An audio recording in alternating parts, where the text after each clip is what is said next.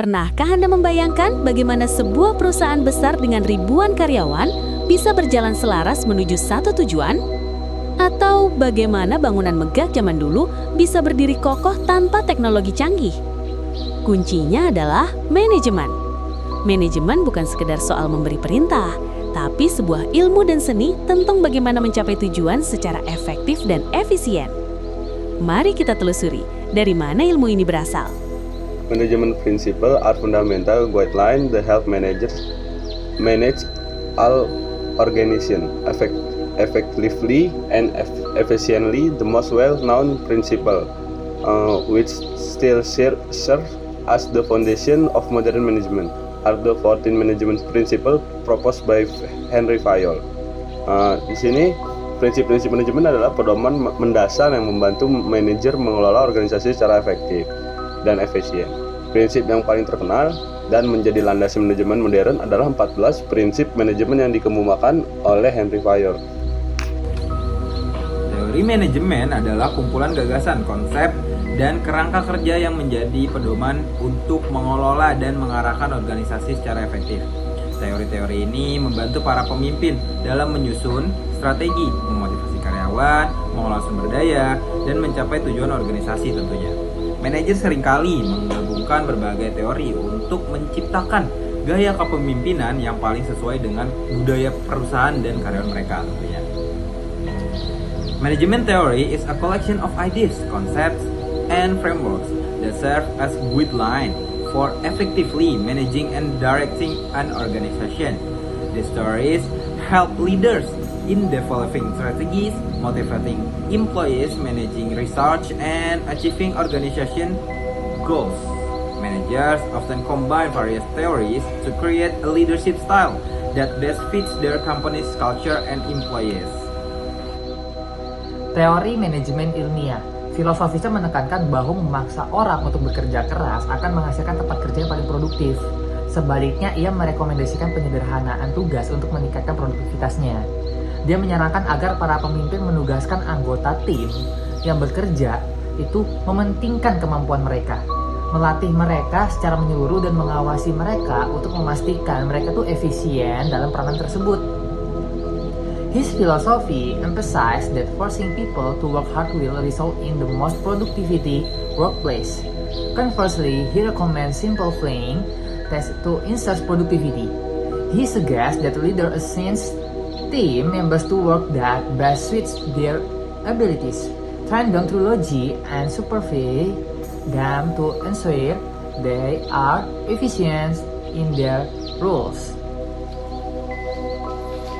Max Weber's bureaucratic management theory emphasizes organizing an organization hierarchy with clear governance rules. Is the principles include chain of command, division of labor, separation of personnel and organization assets, consistent application of rules, careful record keeping, and the selection and foundation of employees based on performance and qualification. This theory serves as the foundation for establishing standard and products in modern organization.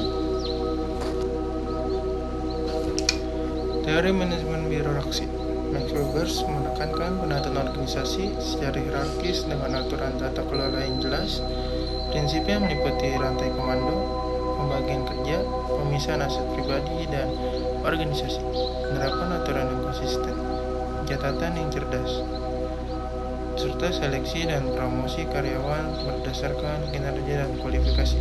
Teori ini menjadi dasar pembentukan standar dan prosedur dalam organisasi modern.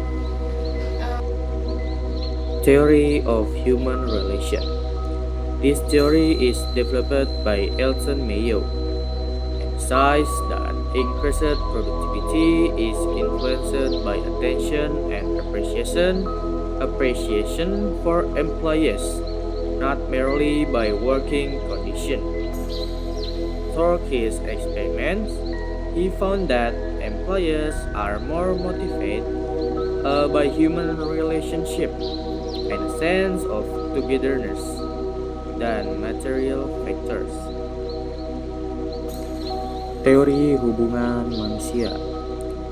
Teori yang dikembangkan oleh Elton Mayo menekankan bahwa peningkatan produktivitas dipengaruhi oleh perhatian dan penghargaan terhadap karyawan, bukan semata-mata oleh kondisi kerja. Melalui eksperimennya, ia menemukan bahwa karyawan lebih termotivasi oleh hubungan manusia dan rasa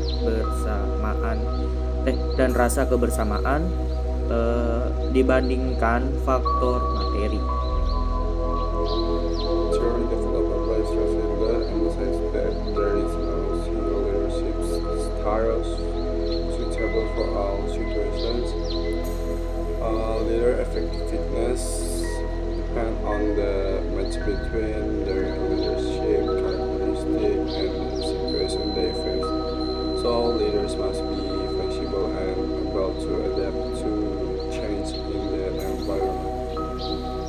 Teori yang dikembangkan Frederick menekankan bahwa tidak ada satu gaya kepemimpinan yang cocok untuk semua situasi. Efektivitas pemimpin bergantung pada kecocokan antara sifat kepemimpinannya dan situasi yang dihadapi. Sehingga pemimpin harus fleksibel dan mampu beradaptasi dengan perubahan lingkungan. Theory developed by Schiller emphasizes that there is no single leadership style suitable for all situations. Leader effectiveness depends on the match between their leadership characteristic and the situation they face. So leaders must be flexible and able to adapt to change in the environment. Teori yang dikembangkan Frederick menekankan bahwa tidak ada satu gaya kepemimpinan yang cocok untuk semua situasi. Efektivitas pemimpin bergantung pada kecocokan antara sifat kepemimpinannya dan situasi yang dihadapi. Sehingga pemimpin harus fleksibel dan mampu beradaptasi dengan perubahan lingkungan.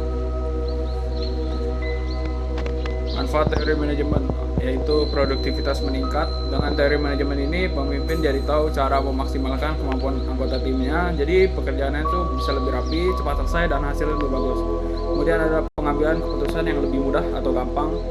Teori manajemen itu membantu pemimpin mengambil keputusan yang cepat dan tepat, jadi nggak terlalu lama mikir dan kerjanya bisa langsung kerja atau jalan lah. Kemudian yang terakhir itu kerjasama tim makin solid. Pemimpin itu belajar cara mengajak anggota timnya untuk berperan aktif, saling bantu dan bekerja sama dengan baik di tempat kerja. Benefits of management theory: increase productivity by applying these theories. Leader learns how to make the best use of their team members, improve performance and boost productivity. Simplified decision making. Management theories provide leaders with strategies that speed up the decision making process, helping them become more efficient in their roles. Enhance collaboration. Leaders learn how to encourage team members' participation and improve workplace collaborations. Manajemen bukan sekedar deretan teori di dalam buku atau sejarah tentang mesin dan pabrik tua. Manajemen adalah bukti bahwa manusia tidak diciptakan untuk sukses sendirian. Sejarah mengajarkan kita bahwa mimpi sebesar piramida sekalipun bisa terwujud jika ada rencana yang matang. Teori mengingatkan kita bahwa di balik setiap angka dan target, ada manusia yang butuh dihargai.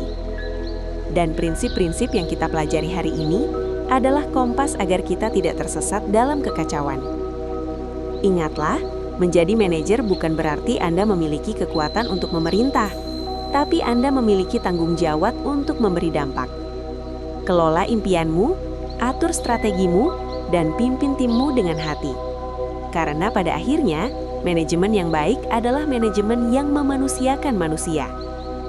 Mulailah mengelola hari ini untuk memimpin hari esok.